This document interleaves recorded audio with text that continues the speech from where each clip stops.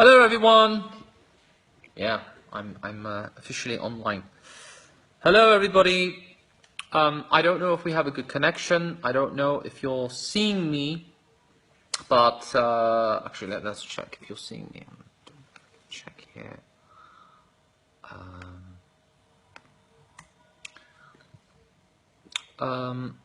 Yeah, we are delighted and so grateful to God for the release of BarakaH. It came out yesterday.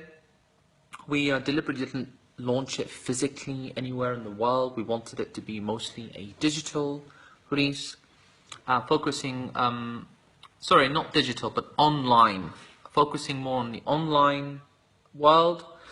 And, the album took a long time to make, a lot of time in the studio, a lot of working hard, in the studio and essentially trying to make it. I mean, most of the work for this album was essentially just, getting the vision right, making sure it's as authentic as it can be. And this type of music, first of all, it's not for everybody, but it takes a bit of training. You need a bit of time to actually get into it. Hello from Algeria. Hello, Algeria. Hello, everybody. Assalamu alaikum. Lovely to have you with us.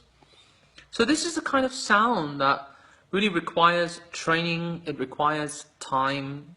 You have to train your ear, essentially.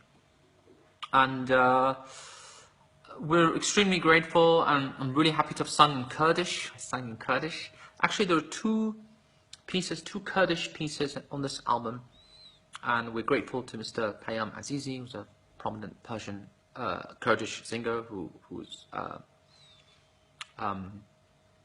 great artist. It was very helpful, helped me a lot with the Kurdish pronunciations, and he actually came over to the studio and went out of his way. So, Ya Rasulullah Part 1 and Ya Rasulullah Part 2, but also Ashiqan, which is in Persian, but actually is a Kurdish piece. The origin is Kurdish. We're very, very grateful. And of course, the album starts in North Africa and it ends in the Kurdistan region. So, it really is a trip, a journey, a 1,000-year journey, visiting North Africa and then India, the Indian subcontinent, and, the eastern part of the Islamic world. I made this album. I worked on this album essentially for two reasons. And they're both connected, they're related. First of all, the first reason is this is my humble attempt as a person who is somewhat influential or is can have some influence. I made it to counter the extremist narrative that unfortunately we've been in recent times plagued with, unfortunately, and we're seeing it more and more, unfortunately. Every year, every day, it seems to get worse. And the extremist narrative is that basically we need to, it's complicated, but essentially it's anti-beauty, anti-culture, anti-tradition, and anti-heritage. It's ugly, and it has a puristic belief. It believes there's only one way, my way, and every other way is wrong, and everyone's going to hell. And it's actually anti-heritage, anti-tradition, and anti, the normative tradition of our faith. But it's not exclusive to Islam. There are other religions too. Now this album counters that because it is essentially a window into history. It is a window into history, albeit some of these sacred pieces have been interpreted, but they've been interpreted within the traditional framework. So, for example, an Andalusian piece like Araftul Hawa from Rabi'a al-Adawiyya, the great female saint of Iraq, the piece, for example, is interpreted in my humble way. which is with, by using tambur. Tambur is an ancient instrument. It's an ancient Islamic instrument in the Muslim world, very, very old. And the dufuf, the dafs. It's not an Andalusian arrangement, but it's still a traditional arrangement of an Andalusian piece, if that makes sense. So it's not a modern interpretation.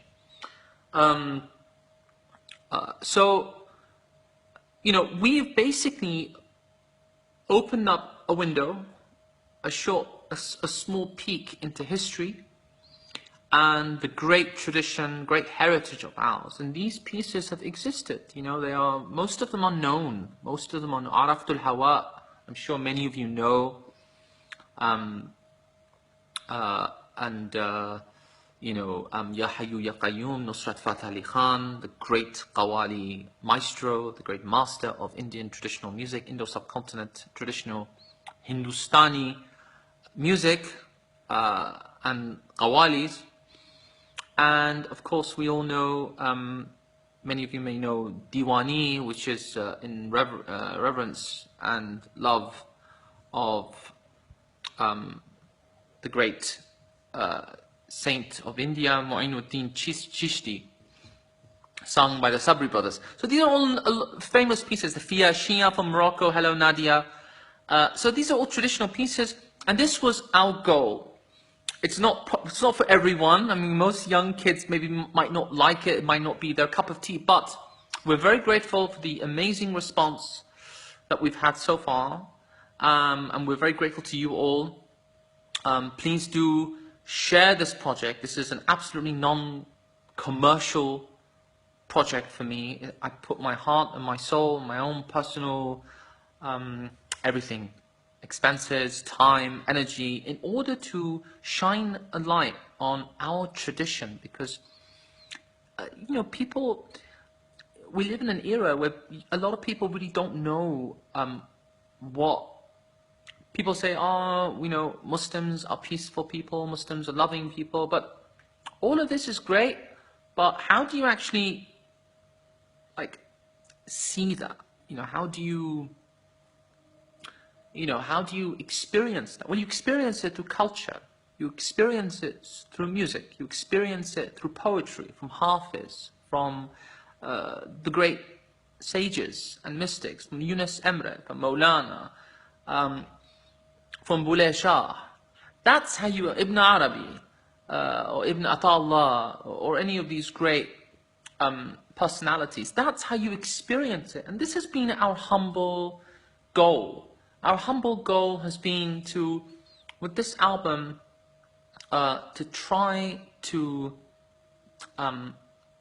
open the window, unveil some of those great, gems of ours, from our tradition, and to just an introduction into that world, especially for more modernized people living in a modern world, and people who are not aware. I mean, it's been very educational for me, so I'm very humbled. Lots of salam to you in Sudan, Yasmin. The Fia Shia was beautiful. I loved singing it. It was such an honor for me. And of course, we have Sheikh Saleh Al-Ja'fari, the great scholar from Egypt, and we've used his diwan. Every country is in this album, I think, pretty much, except for Southeast Asia, and that will be the next project, God willing. But I mean, most of the countries, Andalusia, Algeria, Morocco, the Hamziya is Algerian chant, that's how they chant it, the Hamziya. The Fia Shia from Morocco, Zahri Inna fil Jannati, also we are assuming very high likelihood that it's from Morocco. We're trying to be as exact and accurate as possible. That's why if we're not sure about something, we'll say unknown provenance. But very high likelihood that it's from Morocco. And then we have, of course, Kurdistan, the Kurdistan regions, and we have Persian Ashiqan from the Divan Shams, Divan Kabir of Maulana Jalaluddin Balkhi, also known as Rumi. It's been an amazing experience, truly amazing experience. And I would advise all of you, there's a link I think here, there's a link somewhere on the screen, to purchase the physical album if you can, because this venture is not a commercial venture at all. It's more educational. That's why most of the songs have been made available on YouTube, but they're shortened, they're just samples. I would advise to purchase the physical album because it comes with a 24-page booklet which provides commentary, explanations, historical facts on the pieces, what piece is from where, and how it came about, and how it became popularized, and I mean, as much information as one could hope for on the history of a piece. There's lots of commentary, lots of historical facts, lots of interesting things, very educational for me. It's been a very educational process for me. I would advise everyone who can to purchase it, purchase the album, which is available at the bottom, I think, or at the top. I don't know which way you're looking and where it is. The link is there. And we've tried as much as possible to provide as many of the videos as possible. Some of them are samples, but you can get a feel of the album, get a feel, a taste of the album. So yes, we've sung in Urdu. We've sung in lots of different languages. So thank God, alhamdulillah, very honored, very blessed, feel very privileged that the album came out yesterday. And the album is not, I don't know if it's available in Pakistan, but it's available on, someone's asking if it's available in Pakistan. I don't know if it's available in Pakistan, but you should be able to hear it on YouTube. You should be able to hear the songs watch and hear the songs on YouTube, as well as our website. And you can purchase it directly from the website. I think deliveries are made to Pakistan. Very nice comments. Algeria, lots of warm regards to you all there. Indonesia, thank you for your kind comments. Lamia, it's very kind of you. Thank you. I'm glad you liked the album.